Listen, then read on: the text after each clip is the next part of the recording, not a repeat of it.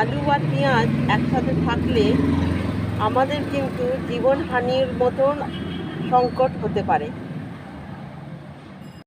আমরা যদি আলু পেঁয়াজ একসাথে রাখি এরকম করে, আমরা অনেকেই দেখবেন যে আলু পেঁয়াজ একসাথে কিন্তু সব অনেক বাড়িতেই কিন্তু একসাথে অনেকে রাখে, কিন্তু এটা আমরা জানি না যে পেঁয়াজের থেকে একটা কিন্তু অ্যাটনিন নামক ওর গ্যাস বেরোয়, যেখানে আলু কিন্তু সহজেই কিন্তু অঙ্কুরিত হয়ে যায়। আলু যখন অঙ্কুরিত হয়ে যায় তখন কিন্তু এই আলু থেকে একটা সোলিনিয়াম নামক গ্যাস একটা নিঃসৃত হয়। সেখান থেকে কিন্তু আমাদের অনেক রকম শরীরের মধ্যে রোগ দেখা যায়।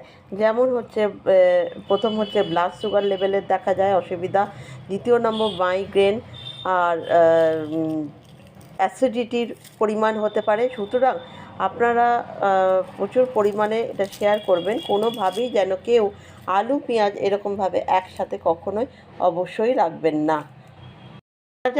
যখন আলুর যে সোলিনিয়ামের মাত্রাটা যখন বেড়ে যায় তখন কিন্তু এটা আমাদের শরীরের পক্ষে বিশাল ক্ষতিকারক হয়। কখনো আলু পেঁয়াজ একসাথে কোনোভাবেই রাখবেন না। ভিডিওটা কেমন লাগলো অবশ্যই কিন্তু কমেন্ট করে জানাবেন।